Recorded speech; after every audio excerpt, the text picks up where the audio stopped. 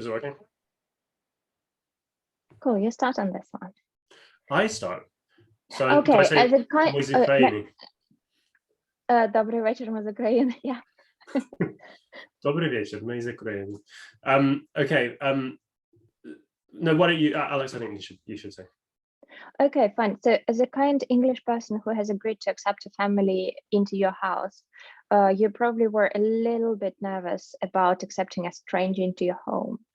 So, what did you do to make sure that they are who they say they are, and not some random person who tries to steal your money and kill your children? So I should start by saying that, like, my general level of comfort is pretty high. I spent a number of years living in Russia, and I've been to Ukraine a lot of time, and so I just have like some cultural context and some linguistic context that I think enabled me to get a lot more comfortable a lot quicker. And I'd love to share that with other people, because I see how many English people really want to help Ukrainian refugees. But I think there's probably a lot of people who are sort of waiting for the government to like give them the green light on how to do that. And I just don't think that's going to happen. And so I wanted to see if I could share some, what I think are kind of best practices for what's reasonable to ask really what are quite vulnerable people who are in a pretty tough spot, right, to put it, you know, in a very British way. And so I think that really there's a couple of things. I think it's reasonable for you as a host to be thinking about who you can help the most, right? So you might, for example, I've got small children, and for me, it was my preference was to be able to help someone who also had small children, because I felt that that would just be a good environment for someone to come to, you know, all things being equal. But I don't think your job should be to like find someone that you really want to take to dinner parties with you. Like, this is all about just like helping a person that comes along. So, you know, apart from that, I chose the first person that like came to me that was, you know, committed to the idea of doing this process. And it's quite a painful process. So you do have to have some level of, you know, interest and commitment. Can I interrupt you and ask yes. where you found that person?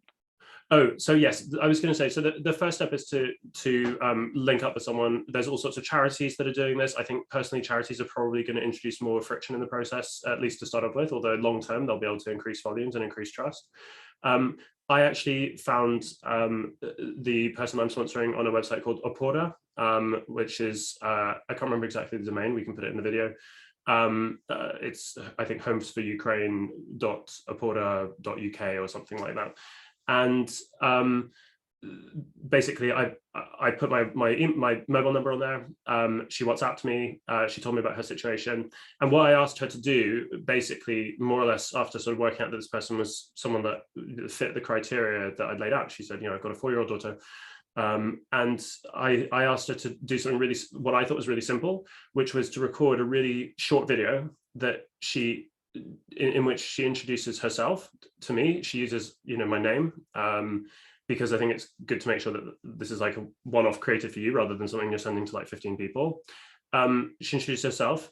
I asked her to show the information page of her passport, her like Zagreb passport, and here's mine, like, and blank with like sensitive data blanked out with post-it notes, and sort of, you know, close enough that I could see the name, but like not really anything else. And then the third thing, which I actually think is maybe the thing that many people might miss, but is actually, I personally think, a good idea, was to show just a like screenshot of like Google Maps on the phone, where you could see the kind of like the blue dot of like where you physically are. You can zoom out, so you're not like putting someone at risk by asking them to like share the apartment building they're in or something. But I felt that those 3 pieces of information really gave me enough confidence to be like, yeah, this is like definitely not a scam. And I think that should be really your only criterion for like whether or not to extend help, an offer of help to someone. So on that basis, yeah, those are the 3 things that I asked her to record.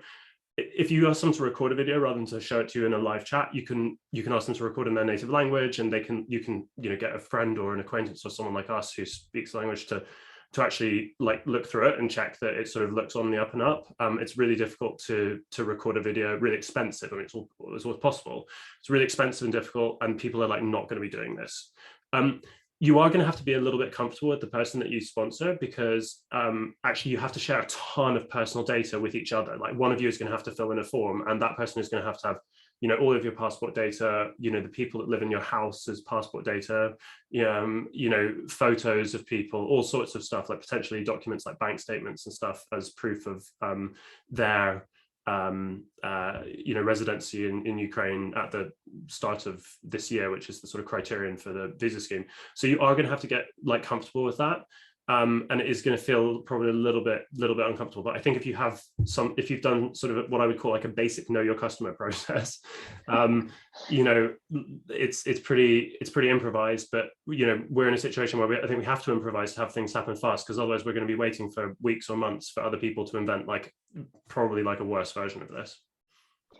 David, question: did you give any reassurances to the persons that you are hosting so that they can be sure that you are not a murderer? Yeah, so I actually haven't done that much, honestly. I probably should have done more. I showed them a bit of my house, but not very much. And like that's like kind of on my to-do list, is to just you know, make sure that she's really comfortable, and that she knows like what the room that they will stay in will look like. I'd like to introduce them to my wife and my kids. You know, some people have talked about like being introduced to like the pets in the house that they're going to, and I think that's a really nice idea. I think probably a lot of people are quite intuitive about this. So you know, people reach these decisions relatively intuitively. But if there's stuff you can do to make them feel more comfortable, I think that's also important. But yeah, I think that's something I could have done more of. Cool. What do you think would be the most reasonable information that an English person could provide? Well, as I say, one of you is going to have to basically fill in this form, and the form is really, really complicated. Well, I mean, complicated is too strong a word. It's like quite detailed.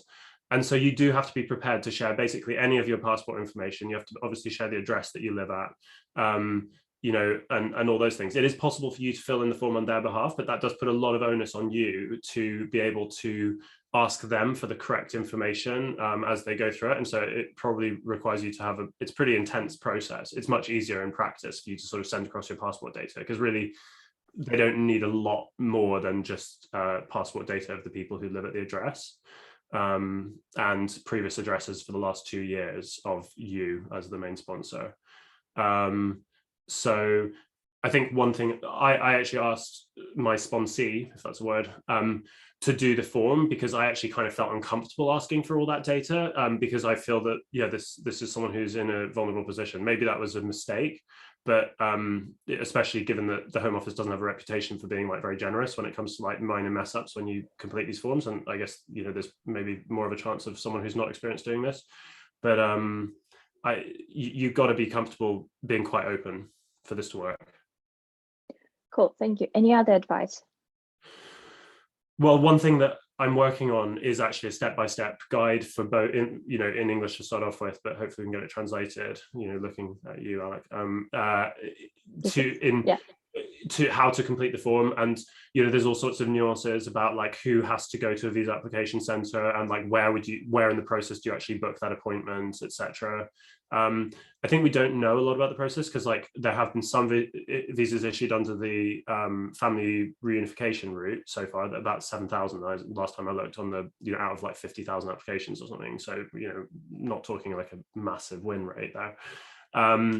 But I don't think there have been many or any visas issued yet under the Homes for Ukraine route. So we don't actually really know what the requirements are yet, and like which applications are getting pushed out. So I think my advice would be like, do it as quickly as possible. Put as good information as possible as you can, especially for like residency. I think be creative and upload several different types of information into the form. I'll try and cover all this if possible in a kind of more of a written step-by-step document, but I think it's worth paying a bit of attention to that actual application process. Cool, thank you. I'll stop this now.